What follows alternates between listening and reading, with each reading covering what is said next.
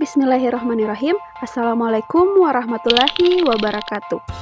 Pertemuan kita hari ini, kita akan membahas mengenai manusia, ruang, dan waktu. Nah, sebelumnya saya akan memperkenalkan diri. Nama saya Nurhaida Yusuf. Saya adalah guru sejarah Indonesia dan peminatan. Oke, kita akan berbicara tentang manusia, ruang, dan waktu. Jika kita berbicara tentang tiga unsur itu, maka kita sedang membahas mengenai objek utama dalam sejarah. Manusia, ruang, dan waktu tidak akan bisa dipisahkan dalam sejarah, karena setiap peristiwa sejarah atau kejadian di masa lalu bisa dijadikan sebuah sejarah jika memenuhi unsur-unsur tersebut. Yang pertama yaitu manusia atau man, kemudian harus ada ruangnya atau space, dan yang terakhir harus ada waktunya atau time, waktu terjadinya sebuah peristiwa sejarah. Nah, sekarang kita akan membahas satu persatu unsur-unsur sejarah tersebut. Unsur pertama dalam sejarah adalah apa? Adalah manusia. Maka di sini kita akan bicarakan adalah bagaimana peran manusia dalam sejarah itu atau dalam peristiwa itu. Setiap manusia pasti memiliki yang namanya apa?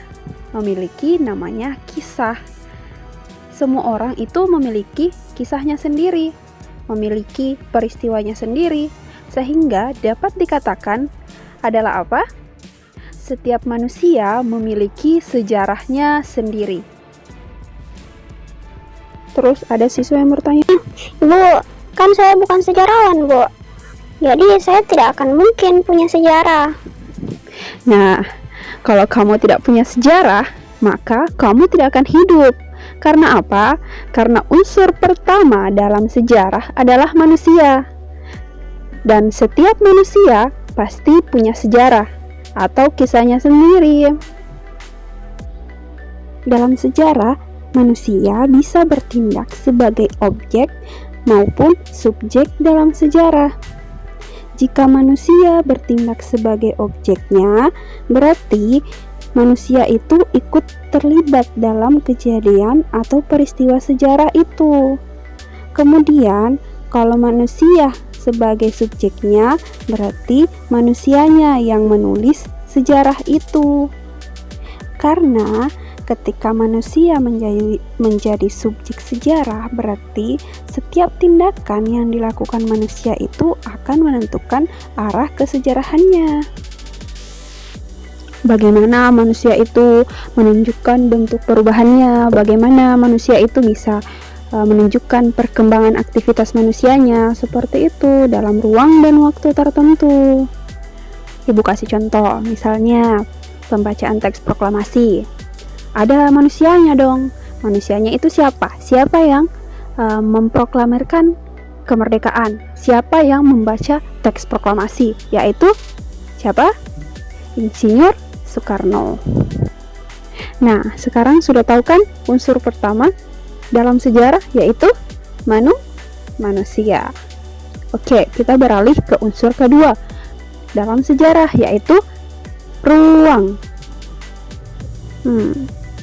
Dalam sebuah peristiwa tidak akan ada peristiwa yang berlangsung tanpa adanya media atau medium ruang. Karena segala tindakan atau perilaku manusia pasti terjadi di tempat atau lokasi tertentu. Karena dengan adanya ruang membuat kita sebagai orang yang kini ingin mengetahui sejarah bisa lebih mengetahui dan merasakan peristiwa tersebut lebih nyata. Jadi, konsep ruang di sini maksudnya di mana peristiwa sejarah itu terjadi. Di mana lokasinya, seperti itu. Ibu kasih contoh, misalnya pembacaan teks proklamasi. Kan sudah ditahu tadi bahwa pada pembacaannya sudah ada orangnya, yaitu Insinyur Soekarno yang membacakan.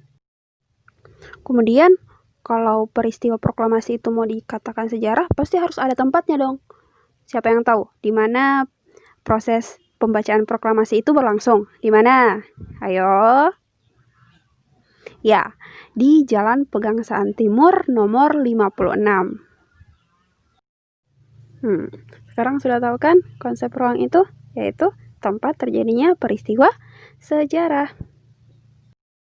Nah, sekarang kita sudah memasuki unsur ketiga dalam sejarah, yaitu waktu. Dalam perjalanan manusia, tidak bisa lepas dari waktu.